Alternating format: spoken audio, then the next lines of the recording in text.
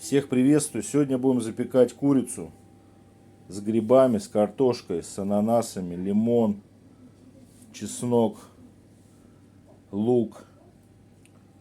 Пока нагреваем духовку. Все порезали, размешиваем теперь. Посолил, специи по вкусу, чтобы дети могли тоже есть. Все размешали. Ставим в духовку.